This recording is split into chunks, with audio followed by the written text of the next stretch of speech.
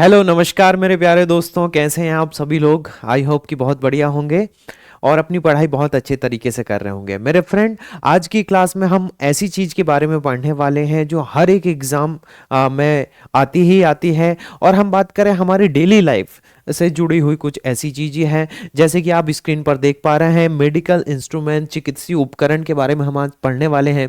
देखिए फ्रेंड, हर एक एग्जाम में इस प्रकार की क्वेश्चन पूछे जाते हैं कि भैया इस स्कोप का यूज, जैसे कि बात करें कि कैलोस्कोप का यूज कहाँ किया जाता है ना, सिंथोस्कोप का यूज, या फिर हम बात करें ऑप्थेल्मोस्कोप का उपकरण, ऐसे जो उपकरण है इनका उपयोग कहाँ पर किया जाता है, कौन सी चिकित्सीय पद्धति में इनका उपयोग किया जाता है। तो आज की क्लास आप लोगों के लिए बहुत ही ज़्यादा बेनिफिशियल होने वाली है। चाहे आप पढ़ाई कर रहे हैं या नहीं कर रहे हैं, तो भी आपको अगर कोई मेडिकल लाइन से अगर आप जुड़े हुए हैं, तो मेडिकल लाइन से जुड़े होने के कारण आपको इन सभी उपकरणों के बारे में जानकारी होनी चाहिए, क्योंकि हम जब भी बीमार होते हैं तो इस प्रकार के उपकरणों के द्वारा हमारा इलाज किया जाता है। तो इलाज के दौरान आपको पता होनी चाहिए कि भैया इस उपकरण का उपयोग किस लिए किया जा रहा है, और एग्जाम की दृष्टि से भी ये बहुत ही ज्यादा इंपॉर्टेंट होने वाले हैं। चलिए बात करते हैं हमारे सबसे पहले उपकरण या इंस्ट्रूमेंट के बारे में। देखिए मेरे फ्रेंड, सबसे पहले दिया हुआ है कैल्कोस्कोप। देखिए कोल्पोस्कोप बोला जाता है। देखिए कोल्पोस्कोप का चित्र आपके सामने यहाँ पर दिखाई दे रहा है। ये है जो दिखाई दे रहा है आपको, ये क्या है, कोल्पोस्कोप है ना। ये देखिए, आप इसका यूज कहाँ किया जाता है, गर्भाशय ग्रीवा, योनि और वल्वा की जांच करने के लिए इस उपकरण का उपयोग किया जाता है ना। देखिए भाई, used in exam for cervix and vagina and vulva, vagina और वोल्वा की जो ग्रीवा होती है उसकी जांच करने के लिए इस उपकरण का उपयोग किया जाता है। भैया अलग अलग बीमारी में इस उपकरण का उपयोग किया जाता है, तो हम बोल सकते हैं कि किस लिए, जो योनि होती है वल्वा की जांच करने के लिए और गर्भाशय ग्रीवा है ना, इन सभी की जांच करने के लिए इस उपकरण का उपयोग किया जाता है। कोल्पोस्कोप बोला जाता है। देखिए डर्मेटोस्कोप, जैसे कि नाम से स्पष्ट है मेरे फ्रेंड, डर्मेटो का मतलब क्या होता है, स्किन होता है ना, त्वचा होता है। तो त्वचा के घावों और मस्सों की जांच करने के लिए, मस्सों को क्या बोलते हैं भैया, मोल्स कहते हैं ना, मोल्स, स्किन लेशन और मशों की जांच करने के लिए आप देख रहे हैं यहाँ पर ये स्किन, ये हमारे पास एक इंस्ट्रूमेंट है, इसका उपयोग त्वचा के घावों की जांच करने के लिए कर रहा है। एंडोस्कोप से तो सभी परिचित है मेरे फ्रेंड, है ना। ये हमारे पेट के अंदर, या हम बोले हमारे आमाशय के अंदर की चीजों को देखने के लिए इसका उपयोग किया जाता है। जैसे जठरांत क्षेत्र, इसका मतलब क्या होता है, internal body structure like that gastrointestinal tract जो होता है, मतलब हमारे माउथ से इसको डाला जाता है और कहाँ जाता है, ये हमारे यूसोफेगस से होते हुए कहाँ जाता है, स्टमक में जाता है। तो हम बोल सकते हैं कि स्टमक या आमाशय की दीवारों को देखने के लिए, आमाशय में उपस्थित अलग अलग चीजों को देखने के लिए इसका उपयोग किया जाता है। ये देखिए हमारे पास इंस्ट्रूमेंट है, इस इंस्ट्रूमेंट को हम नाक के जरिए, माउथ के जरिए जो है वो पेशेंट की बॉडी में डालते हैं, जिससे उसकी आंतरिक संरचना को देखने में बड़ी आसानी होती है। देखिए फोटोस्कोप का उपयोग कहां किया जाता है, जैसे कि आपको चित्र दिखाई दे रहा है, गर्भाशय के अंदर भ्रूण के बारे में, एम्ब्रियो के बारे में जो जानकारी प्रदान करता है भाई, है ना। तो उसके लिए हम क्या करते हैं, फोटोस्कोप का यूज करते हैं। ग्लूकोमीटर, देखिए भाई नाम से स्पष्ट है भाई, ग्लूकोज से क्या आता है भाई, ग्लूकोज आता है ना। तो रक्त में उपस्थित ग्लूकोज का स्तर, अर्थात शर्करा के स्तर को जांचने के लिए इस उपकरण का उपयोग किया जाता है। मेजर ब्लड ग्लूकोज लेवल, है ना, ग्लूकोमीटर। चलिए लैरिंगोस्कोप, देखिए आपके सामने ये चित्र दिखाई दे रहा है मेरे फ्रेंड, इसको हम बोलते हैं लैरिंगोस्कोप। ये देखिए स्वर रज्जु, जो वोकल कॉर्ड होती है, हमसे take biopsy sample of vocal cord, जो हमारे स्वर यंत्र होता है ना, जिससे हमारी जो आवाज है वो निकल रही है, उसको हम क्या कहते हैं, स्वर यंत्र कहते हैं, वोकल कॉर्ड। हालांकि ये लैरिंग्स के आसपास ही होता है ना। तो near by parts of the throat, हमारे जो थ्रोट होता है, हमारे गला के आसपास की जो भाग होते हैं, उनको जांच करने के लिए, गले के आसपास के हिस्सों की बाइस्कोपी नमूने के लिए इस उपकरण का उपयोग किया जाता है। जैसे कि ये उपकरण है भाई, इसको इस प्रकार से डाला जाता है, तो यहाँ की जो चीजें हैं वो क्लियर ही मेंशन होती है, दिखाई देती है मॉनिटर में कि ये आसपास का जो क्षेत्र है वो किस प्रकार का। देखिए ये हमारे पास इसका चित्र दिया हुआ है, इसको क्या कहा जाता है, लैरिंगोस्कोप कहा जाता है।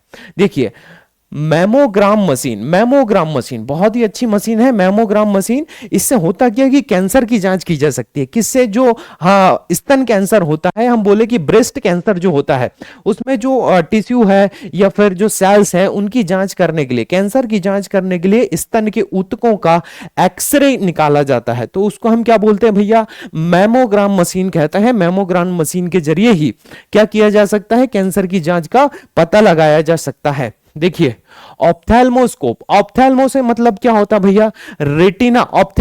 देखिए ऑप्थेल्मोलॉजिस्ट किसको कहा जाता है? देखिए ऑप्थेल्मोलॉजिस्ट कहा जाता है जो आंख के डॉक्टर होते हैं, है ना, जो आंख के डॉक्टर होते हैं उनको क्या कहा जाता है? ऑप्थेल्मोलॉजिस्ट कहा जाता है। तो ऑप्थेल्मोस्कोप जो होता है रेटिना और अन्य नेत्र संरचनाओं का निरीक्षण करता है। आंख का निरीक्षण और आंख के आसपास जो भाग होते हैं उनका निरीक्षण करने के लिए इसका उपयोग किया जाता है। ऑटोस्कोप की बात करते हैं। कर्ण नलिका और ईयर ड्रम। जो ईयर ड्रम किसको कहते हैं भाई? जो कान के अंदर का पर्दा होता है ना जिससे हमें सुनाई देता, उसको क्या कहा जाता है? ईयर ड्रम कहा जाता है। तो उसकी जांच करने के लिए कर्ण नलिका है ना, जो नली है इसकी जांच करने के लिए हम ऑटोस्कोप का यूज करते हैं।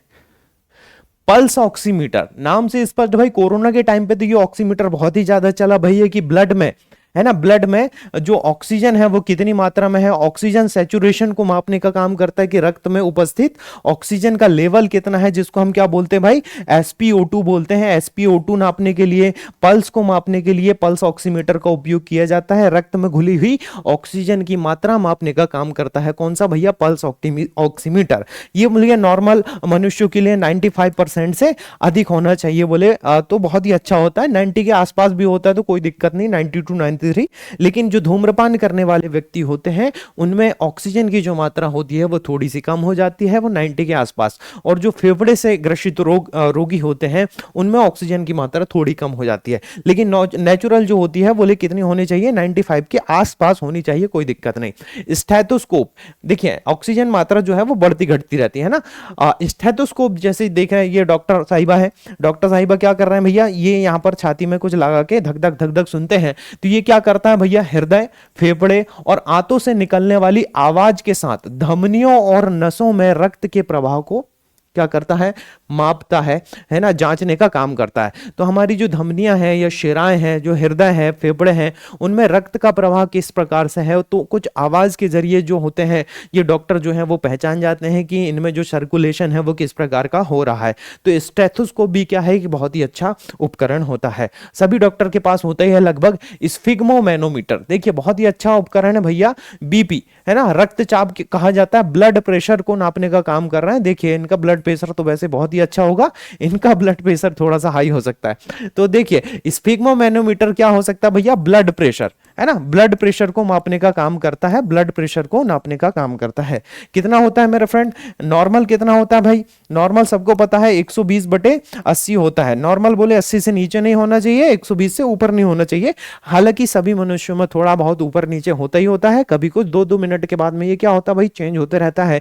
जब हम बोलते हैं कि हाई बीपी कब हो जाता है मेरे फ्रेंड, तो बोलते हैं कि भैया 150 या 160 हो गया तो उसको हम क्या बोलते हैं? हाई बीपी बोलते हैं। 140 भी थोड़ा सा हो सकता है, 70 भैया हो गया, 60 हो गया तो उसको क्या बोलते हैं? लो बीपी की कंडीशन हो सकती है। सभी के लिए थोड़ा थोड़ा सा भाई चेंज होता है। स्पायरोमीटर, बहुत ही अच्छा भाई स्पायरोमीटर। देखिए मोहतरमा किस प्रकार से स्पायरोमीटर का यूज कर रही है। सांस लेने के दौरान शरीर के अंदर और बाहर कितनी हवा जाती है यह मापकर फेफड़ों की कार्य क्षमता और क्षमता का आकलन करता है भाई स्पायरोमीटर। क्या करता है? स्पायरोमीटर इस प्रकार से काम करता है। चलिए थर्मामीटर, सब जानते हैं भाई टेम्परेचर, शरीर का तापमान नापने का काम करता है। इसमें क्या होता है भैया? पारा होता है, मरकरी होता है, जो तापमान बढ़ने पर फैलने लगता है, जिसके कारण बॉडी का टेम्परेचर पता चल जाता है। भैया नॉर्मल जो टेम्परेचर होता है 98.2 डिग्री सेंटीग्रेड होता है ना। अब फ़ारेनहाइट में कहें तो 37 डिग्री फ़ारेनहाइट होता है। चलिए नॉर्मल बॉडी का टेम्परेचर इतना। टोनोमीटर, देखिए मोहतरमा का, देखिए टोनोमीटर ग्लूकोमा के निदान के लिए अंतः कोशिकीय क्षेत्र क्षेत्र नेत्र दाब को मापता। ग्लूकोमा क्या है भाई? एक डिसीज है, जो कौन सी आंख में होने वाली जो डिसीज होती है मेरे फ्रेंड, उसको ग्लूकोमा कहा जाता है। तो ग्लूकोमा के निदान के लिए अंतःकोशिकीय नेत्र दाब, जो नेत्र के अंदर मतलब आईज के अंदर जो प्रेशर पड़ता है उसको नापने के लिए टोनोमीटर का उपयोग किया जाता है। बहुत ही अच्छी जानकारी दे रहे हैं भाई, इसको बिल्कुल नॉर्मल में नहीं लेना, हर बार एग्जाम में आती है। अल्ट्रासाउंड मशीन सबको पता है, जिसको क्या कहते हैं हम? सोनोग्राफी कहते हैं। क्या बोलते हैं? सोनोग्राफी कहा जाता है।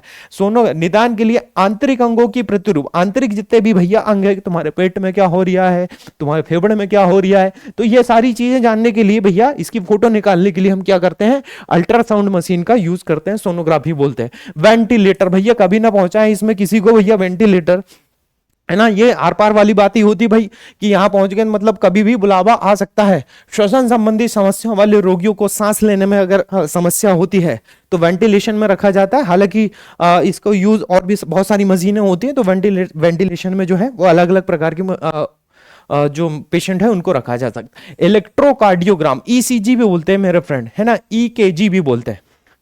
हृदय की विद्युत गतिविधि को रिकॉर्ड करने का ये काम करता है भैया कौन सा? Electrocardiogram, ECG. देखिए भैया ईसी टंग टिंग टंग टिंग टंग टिंग ऐसे ऊपर नीचे चलती रहती है ना, इसी को क्या कहते हैं भाई? ईसीजी कहते हैं। थोड़ा सा कॉमेडी चलता है भाई, है ना। तो ईसीजी क्या कहते हैं? इलेक्ट्रोकार्डियोग्राम कहते हैं भैया, जो क्या करते हैं? हृदय की जो गति है ना, उसकी विद्युत गतिविधि को मापने का काम करता है। चलिए, हेमोसाइटोमीटर नैदानिक उद्देश्यों के लिए रक्त कोशिकाओं की गणना करता है भैया, है ना। जो ब्लड सेल्स है उनका, उन ब्लड सेल्स को क्या करता है? काउंट करने का काम करता है भाई, इस प्रकार से होता है। आरबीसी डब्ल्यूबीसी को, है ना। माइक्रोस्कोप सब जानते हैं भैया, छोटी छोटी वस्तुओं को बड़ा करके देखने के लिए इसका उपयोग किया जाता है। ऊतकों को, कोशिकाओं को सूक्ष्म स्तर पर देखने के लिए माइक्रोस्कोप का यूज किया जाता है। चलिए, आज की क्लास में मेरे फ्रेंड बहुत हो गए, बहुत सारे इंस्ट्रूमेंट हो गए। अगर आपको क्लास पसंद आई है तो बिल्कुल वीडियो को लाइक कीजिएगा। और मेरा नाम है कमलेश, मैं आपके लिए इसी प्रकार के वीडियो लेकर आते रहूंगा, तो चैनल को सब्सक्राइब करना ना भूलें। मिलते हैं हमारे नेक्स्ट वीडियो में, तब तक के लिए जय हिंद, जय भारत।